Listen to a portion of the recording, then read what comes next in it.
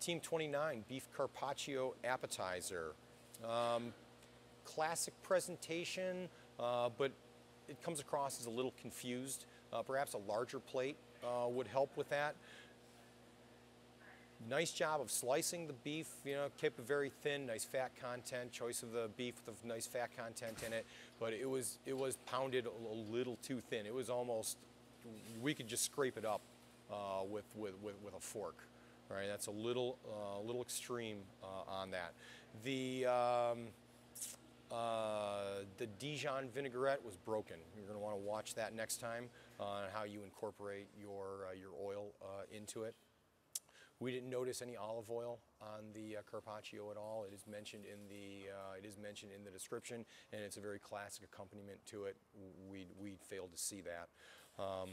And on a more technical note, avoid putting the vinaigrette on the cheese.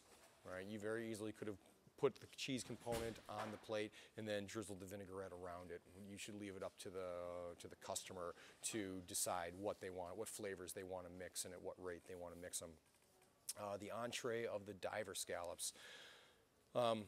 Scallops were cooked very, very well. They were a little rubbery on the inside. We don't know exactly how that happened, but they were cooked beautifully.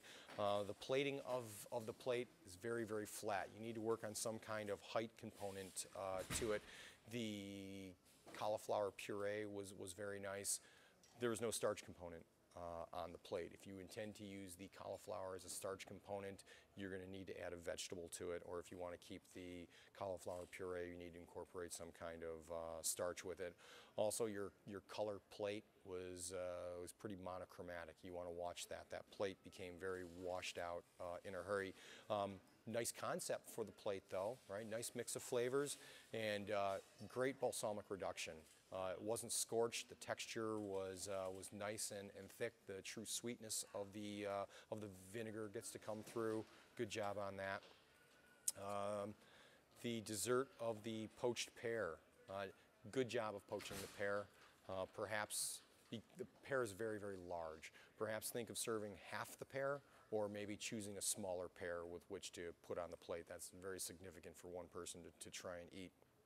Also, the plate could use a cream component and a crunch component. Right? Just having that soft pear on there just doesn't work texturally. The raspberry coulis and the lemon zest, candied lemon zest, were executed very nice.